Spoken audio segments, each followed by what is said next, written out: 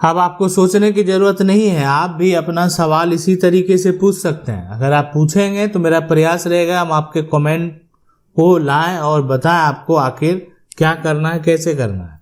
अब देखें, सबसे पहले हम आपको बता दें कि अगर कोई भी आदमी अपनी ही ज़मीन पर घर बनाना चाह रहा है, अब लेकिन घर बनाना चाह रहा है, अब उस पर आकर कोई रोक लगा देता है। अब यहाँ पर पुलिस आती है और पुलिस भी आपको रुकने के लिए कहती है।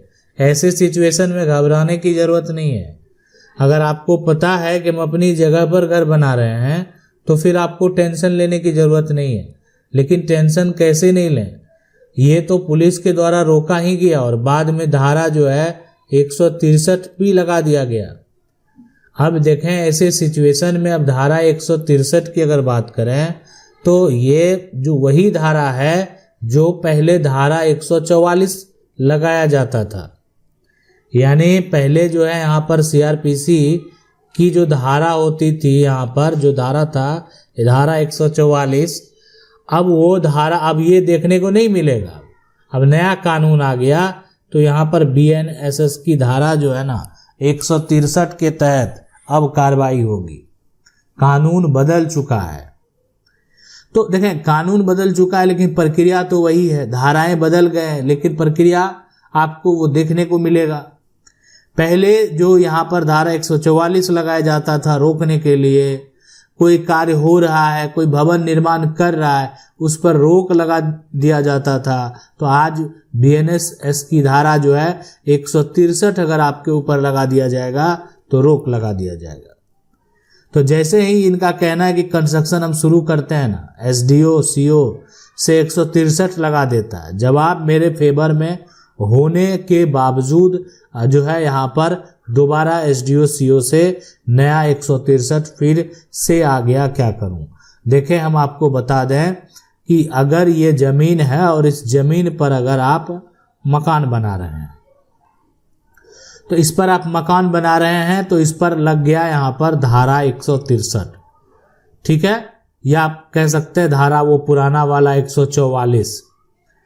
अब इस पर स्टे लग गया, काम आप रोक दीजिए, काम रोक दीजिए। लेकिन जो है ना, आपको अपना पक्ष रखना है कहाँ पर, एसडीएम के पास या जो है ना सीओ है उनके पास। आप अपना पक्ष रखें और आपके पक्ष में आदेश हुआ, आपके फेवर में आदेश हुआ, आपके पक्ष में आदेश, सबसे बड़ा यहाँ पर जो है ना पक्ष में आदेश आ गया।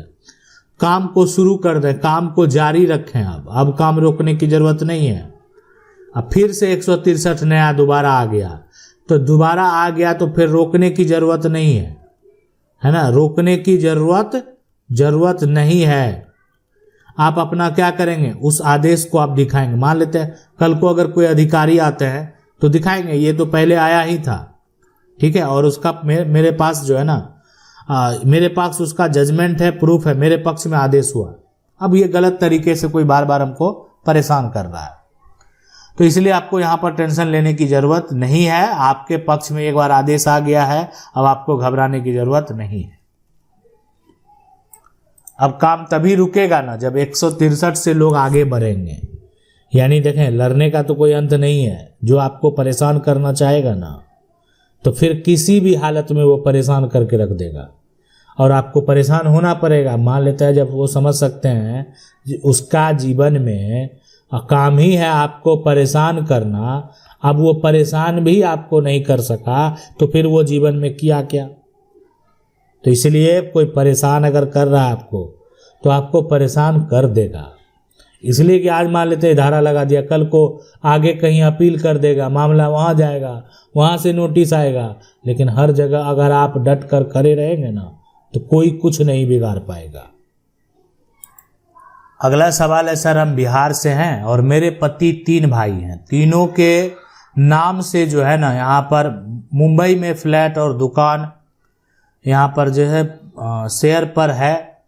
बीच वाले भाई जो है का कब्जा है और वो ना यहाँ पर जो है भाड़े दे रहा है और ना बेचने दे रहा है। मैं बहुत जो है यहाँ पर लड़ाई करता है, पंचायत का भी बात नहीं मानता, ठीक है। मानता है। हम जो है मुंबई जाते हैं तो भाड़ा देता है, जाते हैं तो भगा देता है, इनको भगा देता है, भगा यहाँ पर देता है। हाँ, तो भगा देता है तो सबसे पहले आप क्या करें, यहाँ पर हम आपको बता दें कि आपके जो पति 3 भाई है ना, तो आपके यहाँ पर पति का जो हक है, अब यहाँ पर तीनों के नाम से है प्रॉपर्टी, तो आप क्या करें, मुंबई जाकर उनके घर पर जाकर कुछ कहने की जरूरत नहीं है। आपको चले जाना है मुंबई का सिविल कोर्ट, और वहां पर जो है ना एक वकील से बात करना है, ठीक है। और वकील जो है एक तरह से वकील को लेकर जाना है। एक तो ये हो गया कि वकील को लेकर जाना है, और दूसरा मान लेते हैं या तो वकील से बात करके डायरेक्ट पार्टीशन का दावा कर देंगे, टाइटल का यहाँ पर जो है दावा कर देंगे कि हमारे पति का जो शेयर है ना वो तो हमें चाहिए ही, बस समझ में आ जाएगा। तो एक ये हो गया। दूसरा ये हो गया कि आप जाकर जो है वहाँ पर एक FIR दर्ज करा देंगे, साथ में जो है आप मजिस्ट्रेट के पास जाएंगे, ठीक है। आप यहाँ पर SDM है, उसके बाद कलेक्टर है, उनके पास जाकर आपको आवेदन लगाना है, और वकील के माध्यम से आप जाकर उनसे मिलेंगे, ठीक है। उनको आप जाके जो भगा देता है उसके पास क्यों जाएंगे, शेयर है, हक है, कोई नहीं ले सकता है। लेकिन आप जाकर अब जो मौखिक देने को तैयार ही नहीं, अब पूरी प्रॉपर्टी है, पूरा दुकान है, अब उसको कीमत देना पड़ेगा। मान लेते हैं कोई एक भाई रखेगा अगर दुकान को, ठीक है, वो दुकान अगर भाड़ा पे लगाया है तो अगर कोई एक रखेगा तो या तो भाड़ा साहब सबको देना होगा। अब कोर्ट के द्वारा जब तय हो जाएगा ना, तो दुकान जो किराए पे लिया उसी को आदेश हो जाएगा कि आपको सभी के खाते में भाड़ा डालना है। तो फिर क्या होगा, तो फिर तो जो भाड़ा पर लिया उसका भी मन बढ़ जाएगा कि हमको कोर्ट से आदेश मिला हुआ है, हम इतना जल्दी हटेंगे भी नहीं। तो इसलिए कानूनी तरीके से आप इस प्रॉपर्टी को प्राप्त कर पाएंगे। अगला सवाल है, सर आप वीडियो बनाते हैं, लोगों को सही तरीके से समझाते हैं, लेकिन मेरा एक सवाल है आपके लिए जिसे आप जवाब दीजिए। मेरा सवाल यह है कि सर्वे के समय जो खतियानी रैयत के नाम से दस्तावेज बनता है, जिसमें लोगों का अंश होता है, कई लोग शामिल होते हैं, इसके अलावा खतियान के अलावा इस जमीन का यहाँ पर केवाला भी जो है कर लेता है, तो जमीन का कौन कौन सा दस्तावेज सही है, कौन गलत है, इस केस में क्या यहाँ पर समझा जाए। तो देखें, ये जो है ना, सबसे पहले क्या होता है कि केवाला का मतलब होता है कि कोई भी जमीन का मालिक अपने हिस्से की प्रॉपर्टी दूसरे को बेचता है, यानी उसमें नया मालिक तैयार करता है। ये सारा जमीन खतियान में दर्ज था।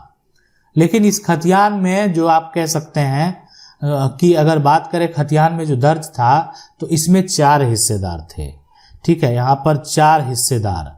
अब 4 हिस्सेदार में क्या हुआ कि एक हिस्सेदार ने क्या किया कि अपनी हिस्से की प्रॉपर्टी को बेच दिया।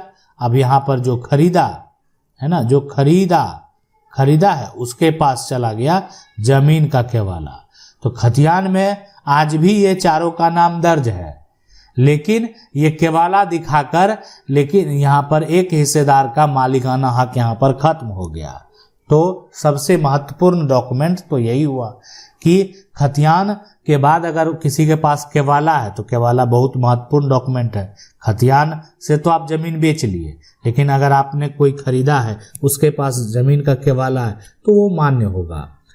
तो खतियानी रैयत जो है, यानी जो दस्तावेज बनता है, कल को अगर भविष्य में फिर दस्तावेज अगर बनाए जाएंगे, फिर जमीन का सर्वेक्षण किया जाएगा, फिर खतियान बनाए जाएंगे, तो जितना जमीन का केवाला वाला है सबको क्या होगा, खतियानी रैयत बना देगा। यानी सबको जमीन का क्या करेगा, यहाँ पर केवाले वाले को खतियानी रैयत बना देगा। केवाला जो है वो तो है ही, और साथ में अब आपको जमीन का खतियान भी दे दिया गया। सर मेरे परदादा के बड़े भाई के नाम से सारी जमीन थी, लेकिन वो सारी जमीन अपने छोटे भाई के बड़े बेटे के तीनों बेटों के नाम वसीयतनामा लिख दिया 1968 में, जबकि उस समय बड़े भाई का ही नाम दर्ज था जमीन के कागजात पर। क्या मैं दावा कर सकता हूँ?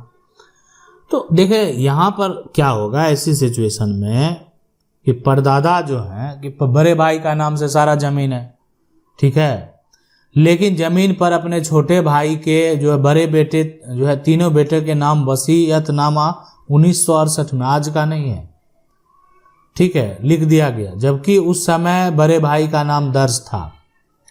देखें इसमें क्या है कि देखा जाता है कि आखिर जमीन कोई अगर पैतृक जमीन है, पैतृक जमीन जो है क्या उसका वसीयत लिखना जायज है, ठीक है, वसीयत। बहुत सारे ऐसे जो फैसले हैं, जजमेंट है, उस जजमेंट में अगर बात करें तो पैतृक संपत्ति जो है पूर्वज यानी जो आपका सेल्फ एक्वायर प्रॉपर्टी नहीं है, जिसको बोलते हैं ना मैंने खुद नहीं कमाया ये संपत्ति, ये तो हमको अपना जो पूर्वज हैं दादा परदादा है ना उनसे ये जमीन मिला है, हमको ये मकान मिला है, तो इसलिए ये जो प्रॉपर्टी है, ये जो संपत्ति है हमको तो उसी समय से प्राप्त है। तो ऐसी सिचुएशन में, ऐसे कंडीशन में आखिर होता क्या है कि जब वो कमाए ही नहीं है तो कहाँ से दूसरे को दे देंगे। जब आपको ये संपत्ति खुद मिला ही नहीं है, मतलब जो है खुद अपना अर्जित आप किए ही नहीं है, तो कहाँ से दे देंगे, नहीं देंगे। तो ऐसा करना जो है ना, तो इस तरह का जो वसीयत अगर किया गया है तो जब उसको कोर्ट में आप चैलेंज करेंगे, अब कोई वसीयत के आधार पर आपकी संपत्ति को हड़प लिया है, तो कोर्ट में आप जब जैसे ही चैलेंज करेंगे तो इस तरह का वसीयत का जब मान्यता रद्द हो जाएगा ना, तो जो हड़प लिया है वो जो भी कागजात बनाया होगा वो भी उस जजमेंट के साथ रद्द हो जाएगा। अब जितना हिस्सेदार है सब खुश हो जाएगा, अब सबको तो हक मिल गया। मान लेते हैं उस समय एक गलती की वजह से अब वसीयतनामा दादा लिखे थे कि नहीं लिखे थे, बहुत सारी बातें हैं, ठीक है, कि उनका गलत तरीके से कोई लिखवा लिया हो, या हो सकता है कि वो लिख भी दिए होंगे उस समय, तो अगर ऐसा वो किए होंगे तो इस तरह का जो कागजात है उसका कोई मतलब नहीं बनता है। आज भी हम बात करें कोर्ट में अनरजिस्टर्ड डॉक्यूमेंट जब है ना, तो उसका कोई भी कानूनी मान्यता नहीं है। मतलब कोई ऐसा डॉक्यूमेंट आप लेकर जाते हैं जो मौखिक कागजात आपका घर में लिखा हुआ रखा हुआ है, अब ये कागजात आपका जो है 50 साल पुराना है, ये आप कोर्ट में ले जाएंगे, देखें ये 50 साल से मेरे पास है, तो थोड़ा देर तो देखा जाएगा, हो सकता है साक्ष्य के तौर पर, लेकिन वो कागजात का कोई मतलब ही नहीं बनता, कागजात का कोई मीनिंग नहीं है। इसलिए मीनिंग नहीं है कि वो जो डॉक्यूमेंट है, वो जो कागजात है जिसको आज आप दिखा रहे हैं, वो कागजात कहीं पर रजिस्टर्ड नहीं है, कहीं से उसका नकल नहीं निकाला जा सकता है, इसलिए उसका कोई मान्यता नहीं। अगला सवाल है सर, मेरा भी जमीन जो है अलीगढ़ से है और मैं और वह दूसरे लोगों ने 20 साल से कब्जा कर रखा है, क्या हमें मिल सकती है? मकान बन चुका है उसमें। देखें कोई भी जमीन है, मान लेते हैं जमीन आपकी है ना, आपकी जमीन है, 20 साल से कब्जा हो या 50 साल से कब्जा हो, ठीक है, अब जाकर कहेंगे, अब कोई मकान बनाकर रह रहा है, आप कहेंगे कि हमारी जमीन है, तो थोड़ा देर के लिए तो आपको देखने लगेगा। अब उसके पास अगर कोई साक्ष्य नहीं है तो वो घबराएगा, उसका चेहरा जो है वो बता देगा कि अब वो बुरी तरीके से फंसने वाला है, ठीक है, कब्जा कर रखा है। तो जाकर आप एक बार पहले बोल तो दें उसको कि जमीन तो हमारी है जिस पर आप मकान बनाकर रह रहे हैं ना, क्या करेंगे इसका, कोर्ट में चले जाएं। तो देखें एक तो होता है कि अब उससे कुछ पैसा लेकर उसको जमीन लिख दिए, एक तरीका ये भी है, सेटलमेंट कर लिए हम कि जमीन अब बना लिया है, हमको भी पैसा का जरूरत है। बहुत लोगों ने ऐसा भी किया है, बहुत लोगों के द्वारा ऐसा किया गया, पैसा वो ले लिए और जाकर जमीन जो है लिख दिया। बहुत लोग तो पैसा भी ले लिए, ठीक है, अब यहाँ पर जमीन भी नहीं लिखे, जमीन जो है दे दिए हैं, यानी जमीन उस शुरू से कब्जा नहीं किया था, खाली जमीन था, अब जमीन बेच दिया और जमीन बेच दिया तो पैसा ले लिया उसका, लेकिन जमीन आज तक लिखने गया ही नहीं, जमीन का आज तक कोई भी कागजात बना ही नहीं है, अब जाकर कह रहा है उसका जो वंशज है कि ये हमारी जमीन है। तो ऐसा भी होता है। तो पैसा आप लेकर जमीन दे सकते हैं। दूसरा, आपकी जमीन है, कोई आप मकान बना कर रह रहा है, आप उस अगर केस में जाएंगे तो ये जो है उसको नोटिस जाएगा, उसके पक्ष को सुना जाएगा, आपके पक्ष को सुना जाएगा, ठीक है, दोनों का पक्ष होगा, दोनों पक्ष का गवाही जो है वो होने के बाद कोर्ट का जो अंतिम निर्णय होगा उस पर अब डिपेंड करता है कि कोर्ट का अंतिम निर्णय क्या हुआ, कोर्ट के द्वारा जो है क्या फैसला दिया गया। तो आशा करते हैं वीडियो अच्छा लगा होगा। वीडियो लाइक जरूर कर दें। चैनल को अगर पहली बार देख रहे हैं तो सब्सक्राइब करके जो बेल आइकन है उसको जरूर दबा लें। मिलते हैं अगले वीडियो में, तब तक के लिए जय हिंद।